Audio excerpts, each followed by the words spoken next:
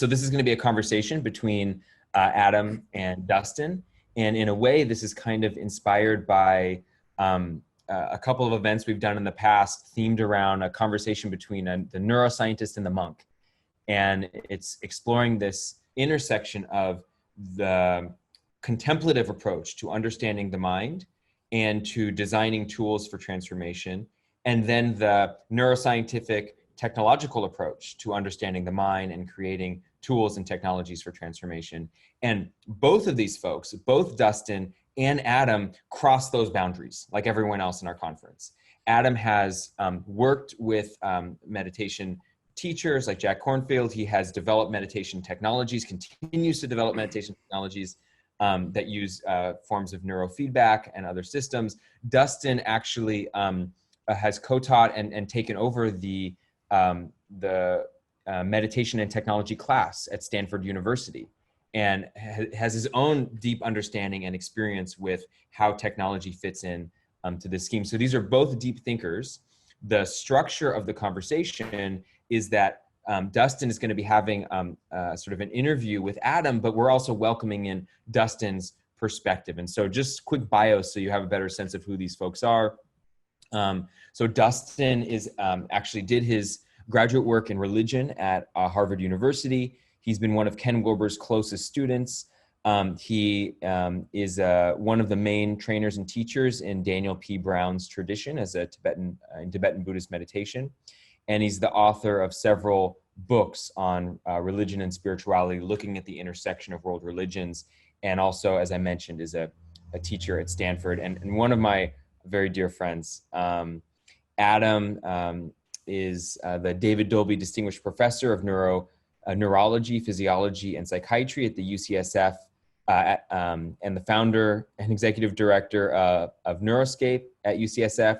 Dr. Gazzaley is co-founder and chief scientific advisor of Akili Interactive, Senseek, and Jazz Venture Partners. He's been a scientific advisor for over a dozen companies, filed multiple patents, authored over 140 scientific articles, and delivered over 675 invited presentations around the world.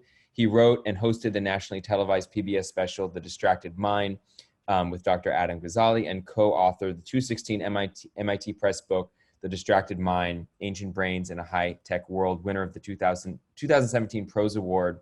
He's the recipient of the 2015 Science Educator Award from the Society for Neuroscience. That was the short bio. Both of these people are honoring us with their presence. And thank you so much for being here. I'm going to hand this over now to Dustin, who's going to lead us into this conversation. Thank you, Mikey. Hi, everyone. Mikey, nice haircut. I haven't seen you since you gave the buzz. Good. Thanks, Dustin. So everyone, it's a deep pleasure to be here with Adam. And I was just chatting with Adam a few days ago, and he gave me the okay to lead us in with a short meditation so we can all be in the right state of mind and presence for this fireside chat. So if you could just take a posture where you can sit upright. This will be short, just a minute or so. And take a moment to take a deep inhale all the way into your belly, nice and deep, with your eyes closed. And exhale out. Give some vocalization to the exhale. And take one more nice deep inhale in. And a full exhale out from the belly with a vocalization. Now sit here for a moment, just enjoying the feelings of your body. And set the intention to listen, not only with your brain, not only with your mind and your ears, but set the intention to listen to this conversation with your full body. And although we're all virtual here, there's an opportunity for us to participate with all of our being. And so let's treat that as a contemplative practice, a practice of receiving the full transmission of what is here in the dialogue. And may whatever arises here have benefit far and wide to all beings everywhere. Great. With that, go ahead and open your eyes, and we will begin the chat. So Adam, you're here with us, right? I'm here. Hey, Adam. So I was thrilled when Mikey. So sorry, Dustin. Just Yes. timing wise, so you all have a sense of things. By Yes. popular demand, because people were loving Jamie's talk, we shifted things by about 10 minutes. Okay. So we're skipping the break by So popular it's 45 demand. maybe, right? So you're till 11:40. Yeah, 11:40. Okay. Okay. Great. All right. Thank you, Mikey. So Adam, I was thrilled when Mikey offered this opportunity for us to have a dialogue together. It's funny, Mikey positioned this as sort of like the monk and the neuroscientist, and I'm a bit more of the hedonic, interested, hedonist monk. So we can sort through the precise terms, but great frame. Adam, I think just to kick off, I know a lot of people on this call probably heard your keynote last year at the conference, but I thought it would be interesting to open up with where your passion is at the moment. What about your research right now is actually making you feel like you're coming alive? What's making you feel like you're engaged with your work, or perhaps you're on your own edge of thinking? And I think starting there will allow us to then unpack several different subsequent topics. So I'd love to hear from you. Where is your passion right now, Adam? Thanks, Dustin. Thanks, Mikey, and everyone for inviting me back. It's exciting to see all these faces on my screen. I see you all in your homes. It's quite intimate to connect this way. To answer your question, Dustin, I would say, just like everyone else, I can't help but be influenced by what's going on in the world right now, and the fact that our entire research program at UCSF was completely stopped in like a 2-day period when the university, jumping off of advice from the state of California and the county, stopped all participants visiting. And so we got thrust into this really unique position where 40 of our team went home, and we could not conduct the research that we've been doing for 15 years at UCSF. And so I would say now what I'm passionate about, maybe more so than ever, although this had already been on our roadmap, is to figure out how technology, which has entertained us for decades now and gets more and more sophisticated, and has allowed us to connect to some degree, right? We could think plus or minus about social media, but we can't deny that it has created the opportunity to connect with people all over the world. How we can leverage technology to help elevate what makes us human and not diminish us. That has always been a passion of mine. I'd say, over the last decade, since I've sort of pivoted my work to more translational activities. But now, especially where, loneliness and lack of empathy and compassion is going to be more of a challenge than it ever was. Stress, anxiety, mood issues. How can we globally distribute tools to help people wherever they may be, even if they're isolated from others and disconnected in many ways? So I'm really excited about that. It's what Neuroscape has wrapped our heads around, that, okay, we cannot bring people into UCSF and who knows how long that's going to be. But there's an opportunity here to get the tools that we've been creating all over the world. And so that's what's getting me really excited. How can we accelerate the transfer of the many tools that we are creating, not just at Neuroscape, but others, to help people in a deep way? I think it's the ultimate promise of technology, is that it allows us to sort of enhance our minds and step into the next level. Yeah, and I think, thank you, Adam. And most people on this call, or I'd say everybody on this call, is deeply familiar with the ways in which technology and meditation interact. And clearly there are ways that you're exploring with these goal orientations of reducing anxiety, creating, the optimal experiences for humans, enhancing human well-being. I know you've done quite a bit of work looking at the intersection of closed-loop systems using gaming, and examined how that could affect meditational skills like attention. So I was hoping you could say a bit about your work of using these closed-loop systems. First of all, what does that mean to use a closed-loop system? And how have you seen this impact people's capacity for sustained attention? Yeah, great question. That sort of cuts right to the core of what interests me in terms of technology. It's just too hand-wavy to say technology can help. How is that possible? And there's lots of ways, of course, but the way that I am most excited about, and at the entities that you heard mentioned in my intro, from my companies to Neuroscape, which is a center at UCSF, the closed loop experience is at the very heart of that. And that is where I think the big opportunity for technology to have really meaningful and sustainable impact will take place. So a closed loop experience, just to summarize it and sort of give a very clear definition is one in where all of the elements of your experience, so what you see, hear, smell, and feel, your challenges, your rewards, the story that you're engaged in, all of those features are being adapted and updated in real time in a personalized way based upon your own state in the moment. So a closed loop essentially maintains an equilibrium, not very dissimilar from the closed loop system, which is your thermostat, sensing the ambient temperature in the room and then adjusting in real time a cooling or heating system to maintain a level temperature. That is what we can do with technology for the mind, where as sensor technology and signal processing abilities and machine learning become more sophisticated, we can have a deeper, more comprehensive view of your state in the moment. Are you stressed? What is the valence of the stress? Are you attentive? Is your attentional focus external or internal? Are you aroused? Are you drowsy? And that data in real time can update this experience. Now, the elements of the experience can be targeted to activate brain networks in a selective way, something that we've never actually accomplished with a molecule before. And so by establishing these closed loop experiences, we are able to take what I view as an ancient medicine, experiential medicine with meditation and mindfulness. We discussed this when we were chatting the other day, which is amazing, right? I have great respect for that field. Masters like Jack Kornfield, who's a dear friend of mine and works with us at UCSF. One of the challenges that Jack and I always talk about is that meditation and mindfulness has had real challenge sort of reaching out across the world. It's not accessible to everyone. Everyone might not have a master nearby or the ability to slow down enough to even get onto that train. And so what we can do with the closed loop is to baby step someone into a practice like meditation or other real world experiential medicines like rhythm and music and dance and physical fitness and engagement, and baby step them so that they're getting the type of challenge and reward systems that's appropriate for them. And what we've now shown with meditation itself, since that's the focus of this discussion, that we've been able to improve sustained attention abilities now in 2 published papers. One came out last year in healthy 20-year-olds.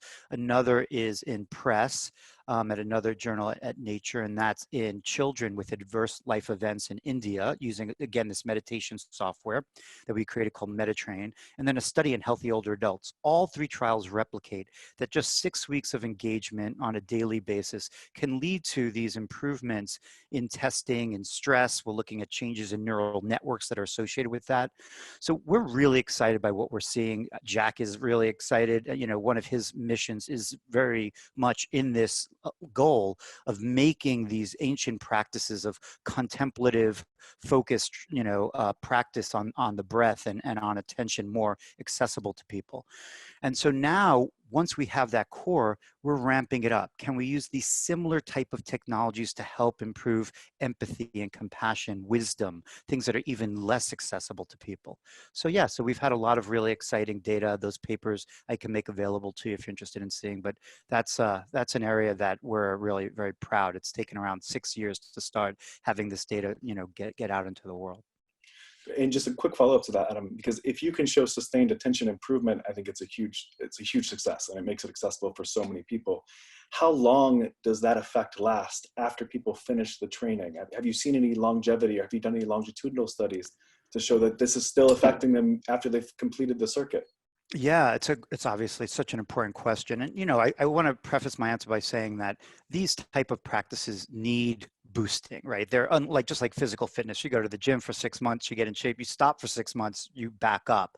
But that being said, in our most recent study with the adolescents in India, what we found was that even a year later, so only 6 weeks of engagement, 1 year later, we're still documenting improvements beyond like a control group.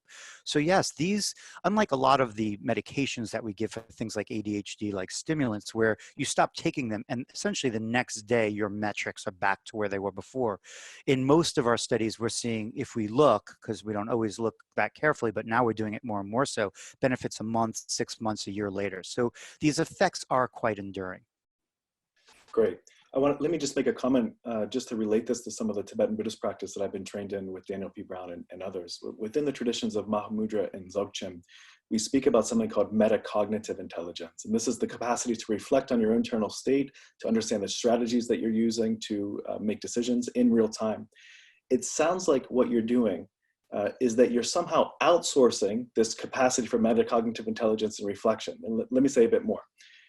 When we look at beginning meditators versus advanced meditators, one of the key distinctions that we see is that people who have a higher level of, a deeper and higher level of practice have more advanced metacognitive capacities to reflect on their own experience and to understand what's happening. Mm-hmm. Beginning meditators haven't quite developed that skill to understand what's happening in their own internal state.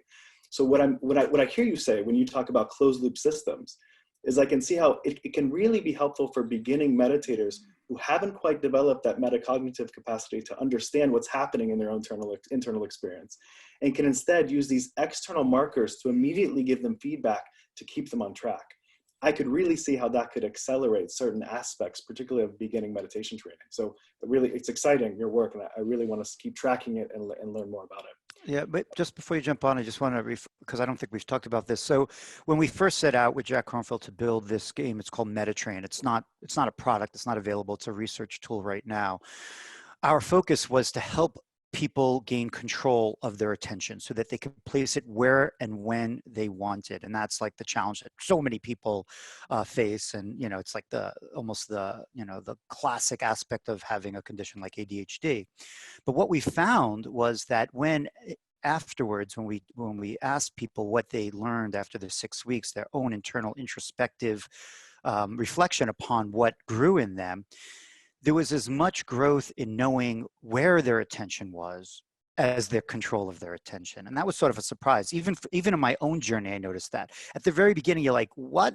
Where's my breath? And then, so it's not just learning control of your attention, it's also awareness of where it is. And that's been a very valuable learning for us. So directly what you were saying. Yeah, beautiful, Adam. And one of the things that we learned also when we look at sort of across 3 broad categories of meditation, one is focused attention, one is developing positive emotional states, the other one is developing more capacity for insight and these degrees of open awareness. Metacognitive intelligence, or knowing where your attention is or where your awareness is in any one of those types of meditations, becomes the fundamental lever that allows for growth and development. So fantastic to hear that you're doing that.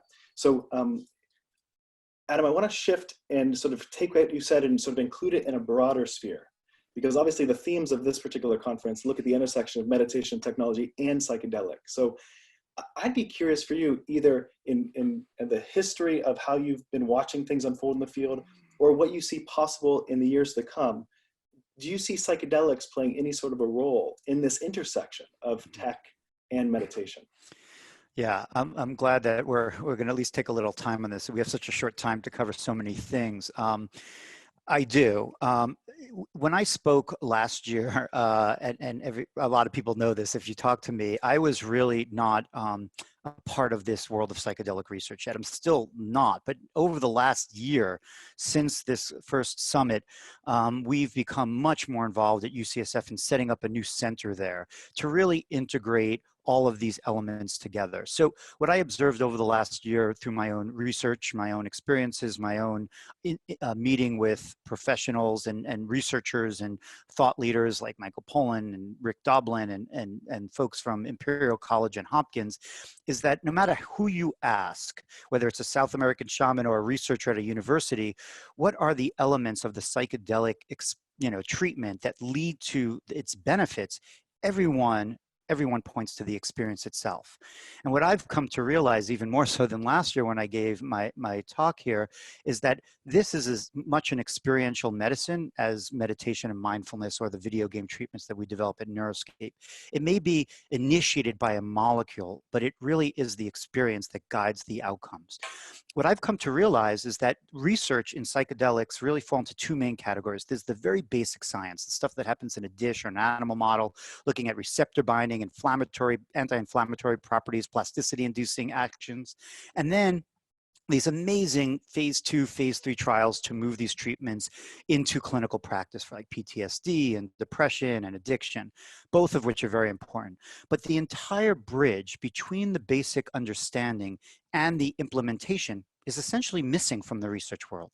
How do we optimize the experience, those elements that take place before in terms of priming and intention setting? How do we improve the experience itself in terms of what we present to the person? Is it actually true that it's better to listen to music you don't like than no music at all? That seems to be what we're doing right now, untested in research. The role of smell and visual information, all not really well explored. And then what do we do for post-processing and integration? So that's the work that we're going to do at UCSF. It's going to be a twin towers approach. The first approach is to record full physiology during these treatments. Again, something that hasn't not been done in detail, so that we can track an individual state as they move through like a 3D space. What I'm thinking of is like an experience landscape. We're moving through the moments, looking at how they're engaging. Now, this is almost, completely a black box right now during a treatment. But if a therapist had access to this information, they would realize when a stressful moment is occurring. Not necessarily to pull the person out, but it is helpful to know if someone is going through a high stress moment. And then over time, once we have an empirical understanding of the value of scent and visual and auditory and tactile information, the therapist then has these levers that they can use not to control the person, but to help guide them to a better outcome. And so that's what we're really excited about, to give these protocols more informed insight about what are the ingredients and what's really the recipe that creates the best benefit. Yeah, beautiful. So I wanted to start doing some more weaving of this tapestry. So my understanding is that MetaTrain and some of these other apps you've created, or games you've created, have been on flat screens up until now, iPads, etc. Is there a way in which you could envision VR being integrated with also some of these psychedelic full sensory experiences you've described? If so, what might that be like? What could you imagine possible? And have you done any experimentation with other forms of three-dimensional or immersive VR? Yes, we've certainly done a lot of work with VR. We have not yet, and we've integrated a bit with meditation, mindfulness type experiences, but we have not yet integrated it with psychedelics, but it is in our plan. So one of the companies I created, SenseSync, actually unveiled this at Awaken Futures last year, created a device that we call a sensory immersion vessel.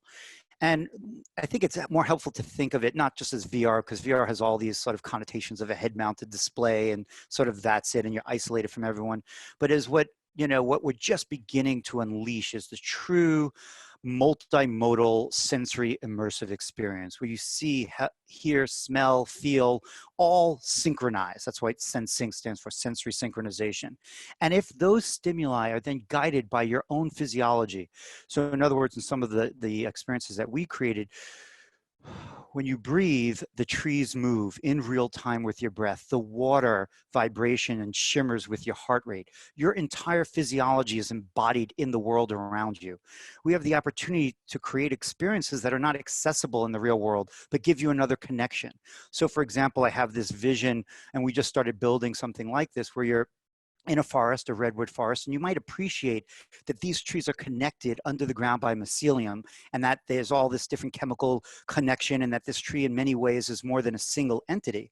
But that's a conceptual and intellectual phenomena. It's not an experiential one.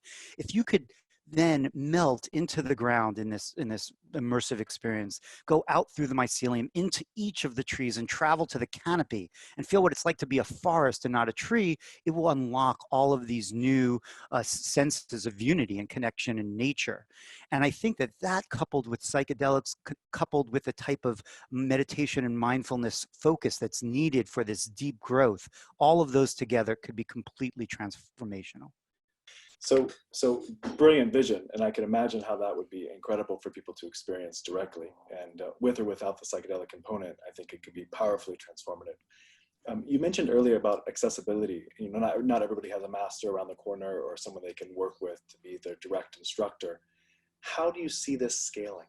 Because right now, the things you're describing, in certain ways can scale, but in certain ways it would require some privilege to scale to the degree we'd want them to scale. So how do you see these interfacing, scale, privilege, the potential for affecting large swaths of the human population?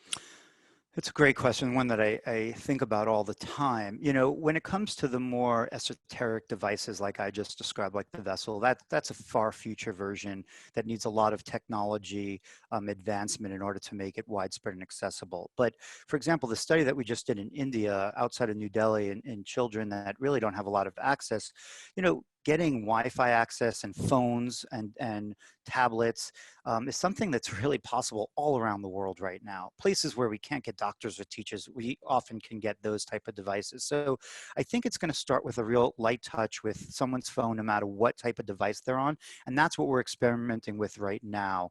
Our goal is to get a Metatrain study going on with 1 million people. The largest randomized controlled trial ever is a vision that I have.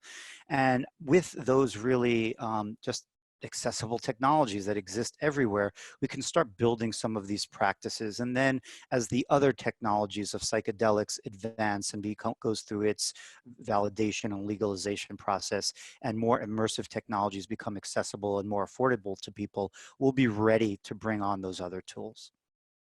Okay, good. So that takes us really far and wide. I want to bring us really close to home, Adam. And given your experience and your technology, what can people do now, either people listening to this or if they have grandparents who have declining cognitive and attentional capacities, what can they do now? Is there anything that your lab is doing, or are there any groups or projects that you're aware of you might point people to so they can feel like there's actually an actionable item following up on some of this conversation?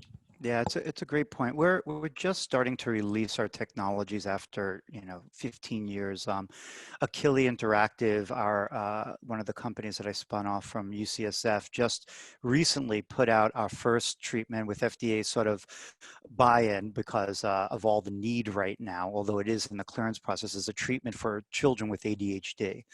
That just became available a week and a half ago. As a major milestone in my life as a scientist to finally have something I created in people's hands. So I'm very proud of that, team. Hundreds of people have worked on this. So that is one that's available for children with ADHD. We're going to start expanding those access points very rapidly as time goes on. So I think there'll be a lot more available. Going on Neuroscape, we're hopefully going to start ramping up this Metatrain study around the world as we move through this year. We're working as fast and as hard as we can to get it out there. So that will be available. And, there's many other, exciting tools in VR and on phones and tablets that bring the best of meditation in low touch and deep tech ways. One of the things that I always say is that, this was never meant in my mind to be a replacement from the real world value of human connection, of being in nature, of physical fitness, of music and appreciation. And so whenever I'm asked this question sort of at the end of a talk, I always like to take a step back from technology and just re-emphasize the need to do these things in the real world as well, and to build up the skills of being introspective about your own mind, sort of what you were talking about in the metacognitive approach, because these tools will really only have value if you have developed the practices of being able to be attentive and being able to build these healthier habits and understanding your own mind. So focus on physical fitness, especially now when we're all sort of pushed into our homes, proper nutrition, understanding your stress. No stress is not great, but hopeless, helpless, chronic stress is also very bad. And sleep. Really, sort of getting all those things on board is the baseline to then being able to take any of these technologies and have value in them. Yeah. Thank you, Adam. Mike, you got one more question here? Is that okay, timing-wise? Yes. Okay. Adam, what I'm really curious about also is this. In my own personal meditation practice, with practices amongst my fellow meditators and practitioners, we often say that meditative practice is sort of 1.0, and that's a requirement. Everybody needs to have some sort of capacity for awareness and attentional directive capacity, etc. But where things start to get really interesting is when we start to enter into a group field together. When there are groups of us who can enter into these different states of awareness at will and intentionally, it seems like there's something new that begins to emerge. And I'm really excited about some of Mikey's technology with group flow and the way that we can connect people together with technology. One of the things that I'm curious about is, do you see a capacity or how do you see the future of your technology moving from just focusing on the individual to potentially focusing on groups of people together? Is there a future there? Because I think it's a very exciting question for many of us who are in this world of human potential. It's one of our next big frontiers. We talk about it all the time at Neuroscape.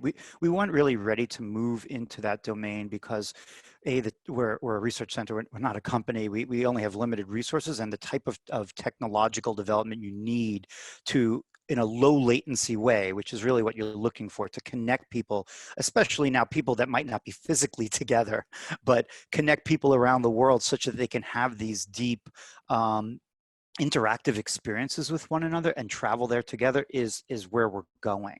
I actually, over the last 2 weeks, had multiple conversations with technology developers that have really fascinating tools to help do that. So I agree. I think that unlocking the ultimate human potential is not an isolated activity. It is a multi-person integrated activity, and that's where we're heading.